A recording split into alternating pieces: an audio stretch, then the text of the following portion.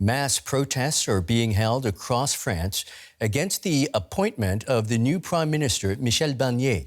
Thousands have turned out in cities nationwide in response to a call from trade unions and left-wing organizations. Opponents say President Emmanuel Macron should have appointed a prime minister from the left instead of the conservative Barnier. Inconclusive elections in July left a hung parliament and plunged Macron's administration into turmoil. In the elections, the majority in many districts voted for the left-wing alliance. But the president has chosen a right-wing prime minister. He hasn't respected French voters' decision, and we are asking him to do so.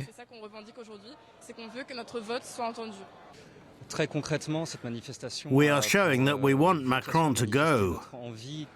We don't recognize French policies anymore, which are mostly right-wing. They insist on market-oriented policies and don't care about the election outcome. Macron doesn't respect us. He only thinks of himself and doesn't care about the people. We can't go on like this. Our correspondent Lisa Louis is in Paris for us. Lisa, set the stage. What's happening there?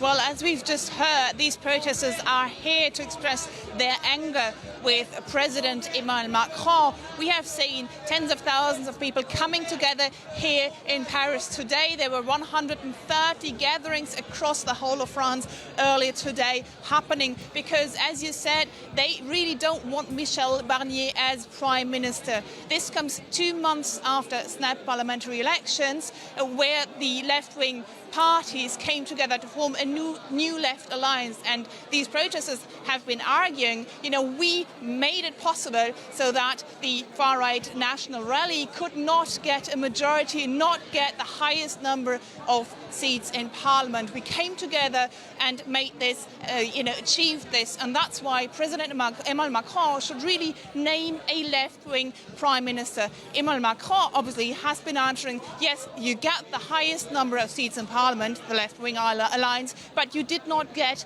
an outright majority, and that's why he feels he can put Michel Barnier up as Prime Minister. The criterion seems to be that he will not be voted out of office right away, but that also means that Michel Barnier is getting the tacit support from the far right not to be voted out, and that's what people here are criticising. Yeah, let's talk a little bit more about this. I'm really curious, what further impact, could this have on Macron? It certainly appears he's under increasing pressure. Well, demonstrators are hoping that they will be able to increase the pressure. They are hoping for Emmanuel Macron to leave office, to have new presidential elections.